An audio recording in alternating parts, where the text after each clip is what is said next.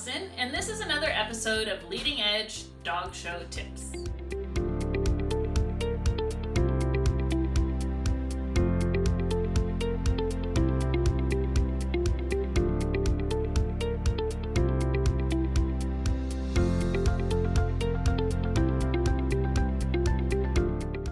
So today, I'm going to talk to you about the exciting world of dog show leads and what they're commonly called, how I use them in general, and some of my quirks about them.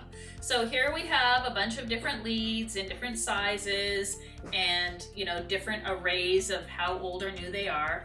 I never wash my leads because I'm afraid of washing the luck that they might have out of them. So, this one looks a little dingy, but, probably is very lucky. So the first lead I'm going to talk to you about, because I start a lot of my puppies on it, is a Resco lead. So a Resco is like a Naugahyde type leash, and it has this slider that slides up and down. So this would be the collar part that fits over your dog's head, and then this is how you make it tighter or looser. And I like this lead because, the puppy can lean into it, they're not going to choke themselves, and it's just a nice soft lead to start out. So the Resco comes in two sizes. That's the wider one, and then this is the same leash with the same slider, but this is the narrow Resco for like a much smaller dog. So those are Rescos. Some people, I don't use this very much, but they use these rope leads. I use these in the kennel, but Labrador people like to show their Labradors like on these big fancy rope leads that I think look really pretty with a well-trained Labrador. But you're gonna have to train your Labrador before you get to the point of showing it on this fancy rope type leash. Then we have different collars. So, we wouldn't necessarily always use this in the show ring, but it makes a good visual. So we used to call this a choke collar, but that's not politically correct anymore. So we call it a slip collar now because it slips bigger or smaller, and this gives you a lot of control of your dog. And clearly you're not using it to restrain your dog like in a mean way, but it's just to keep nice and either taut on the dog's neck or to loosen it up. So this would be like one of the bigger ones, and then we would have it down to a very fine collar that is still a slip collar. And then we have the slip collar also we call this a snake chain because you can see the difference in the link, how it's smoother, and they're just a little bit fancier. Then this would be a Martingale leash. So this has a leather part that would go around the dog's neck.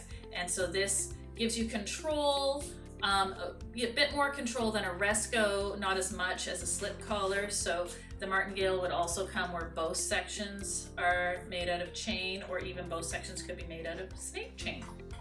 So the other thing I'm going to talk to you about when it comes to leashes is snaps. I typically do not like my leads to have a snap that I connect to this ring. For a lot of reasons. So often this is not a huge snap, but it's harder and harder to find snaps that are small.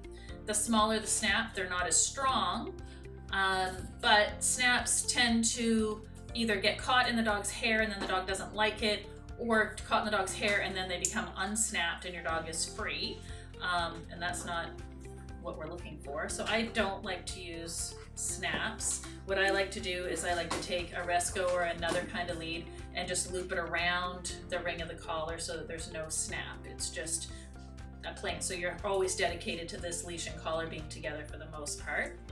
And again, I've done the same thing here, and I would show you how you do that with this. So you would have a leash that has a loop on two ends, and you would loop it through here and loop it through this loop until you have made a leash and collar that stay together and you have no snap to distract your dog, to whack the snap, because sometimes you're like giving the leash a little flip or you accidentally flip it and the snap invariably just hits your dog in the eye and then your dog doesn't like it.